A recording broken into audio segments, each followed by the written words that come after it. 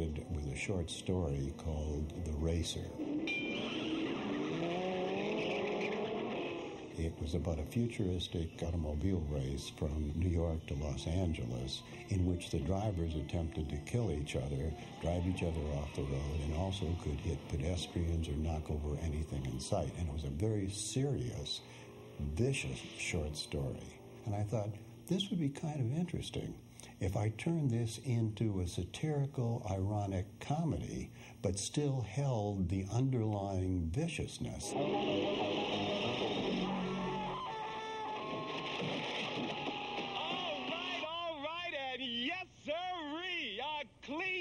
It's a very satirical film, and I think ahead of its time in terms of, what it's saying about violence and the way we like it. It's a very cartoony movie, but it's cartoony in the best sense. The movie isn't violent. The movie is funny. That movie isn't violent. That movie is a spoof on violence. What it does is it crosses a boundary. It kills an old lady. Anyone, any sex, over 75 years old, has been upped to 100 points. That's what everyone liked about it, the fact that you scored points for hitting people.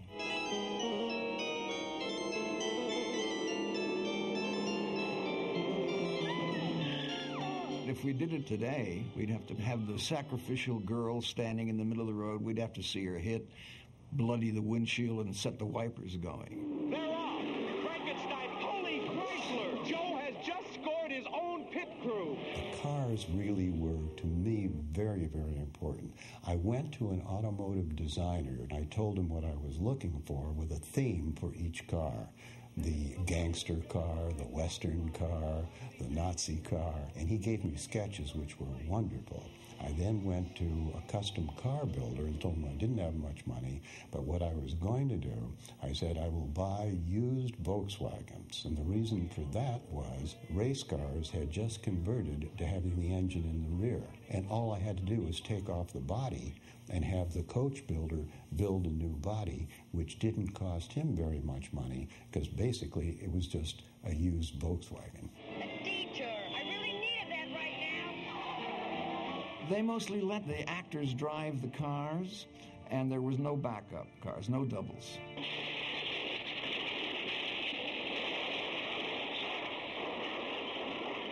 The cars were probably the biggest expense because we built so many of them.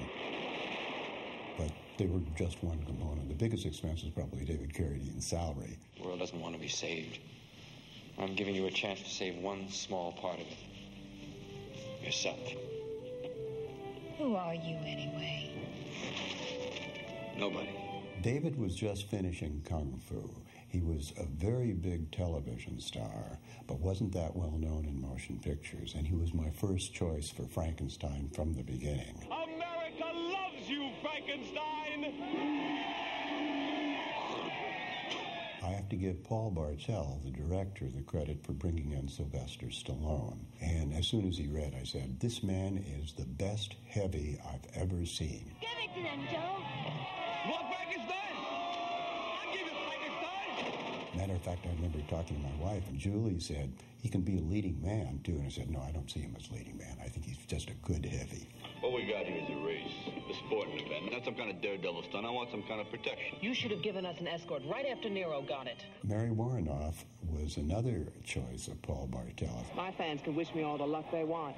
My luck with my lovers gets any better, I'll miss the race completely. Isn't that right, Pete? She had worked with Andy Warhol at the factory in New York. Paul called me in New York and he said, you should come out here. I can get you in this movie. So Roger saw me. And then Paul called 2 days later and he said, oh, you've got it. You're in the movie. You're in the movie. And the next thing I knew is they told me what the movie was about. And then Jane Rum started buying me this outlandish costume. And I'd already seen, Paul Bartel's Naughty Nurses, so I knew where he was coming from. I mean, that movie is just, highly outlandish. There is no cause for alarm. The patient has been flown in from abroad in a state of suspended animation. Paul Bartel was one of the most talented directors I've ever worked with. I was unfortunate that he died before his career really could take off.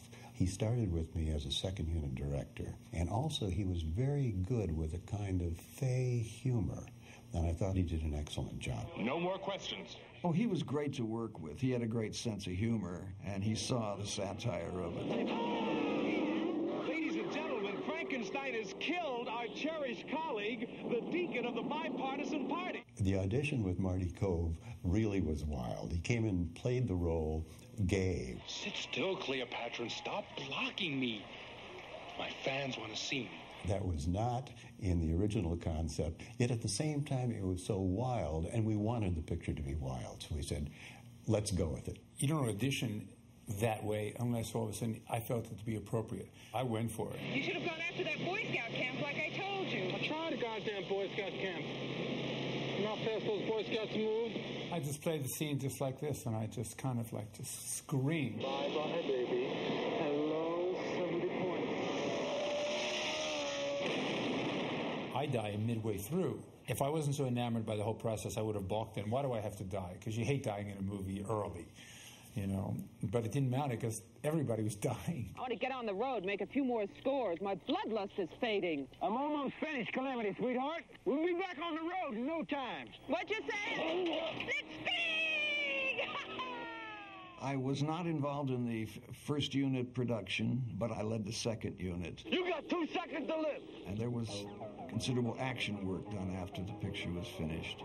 For instance, a scene where Stan Ross, the stuntman, was sitting on the edge of the broken away bridge. I had to go back in the second unit and had the car chase him up this creek and run over him and put a blood bag under the rear tires so it would foam up red. Paul had soft pedaled it a bit, and we hardened it up. Frankenstein, stop the car! Sometimes the magic works and sometimes it doesn't, you know.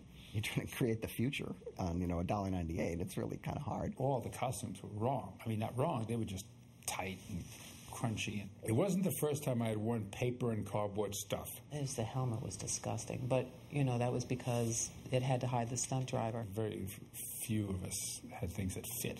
But that's just the kind of movie it was. All these costume limitations of things being too tight and too plastic and too rough on the face gave the characters a need and intention to win and be ruthless. What'd you expect? Another pretty face? It's as if every character was uncomfortable. They needed to win this race, and then they could just go and relax. This is Grace Pander from St. Louis, where Matilda, a dear friend of mine, is receiving a well-deserved rub-down. Roger, he came down to the set because Stallone wouldn't even do that scene. And then Roger said, I am doing a tits and ass movie. They compromised and he had a towel across his ass. If you want to drive again next year, Mr. Viterbo, you'll keep those opinions to yourself. Roger knew what would succeed. These little movies always turned the dollar. You know, he has pretty strict rules. He doesn't spend a lot of money, and he gets enormous bang for his buck. There is an erotic feeling to the picture. It goes beyond the fact that there's a little bit of R-rated nudity and a couple of love scenes. I think there is an eroticism connected with violence. Why do you love me? Because I kill people? Scoring isn't killing, Mr. Frankenstein. It's part of the race. I have a thing against violence. Roger talks about it being natural. It's attractive, yes, but it's not natural. Stay tuned, racing fans. T-Video Satellite will bring every mile of thrills and spills into your living room. On one level, the movie was very prophetic. What we show in Death Race 2000 is, to a large extent, the way the world has gone and the way the world will continue as long as we are the people we are. Once again, Mr. President, I have given you the Transcontinental Road Race, which upholds the American tradition of no holds barred. No holds barred. Hypocrite pig, what about our ultimatum? Passive resistance means nothing to him. We never had a good ending to the film. And it was Beverly Gray, our assistant story editor, who said, why don't we have Frankenstein kill the president? And I said, you're absolutely right. That's the way to end the picture. Frankenstein.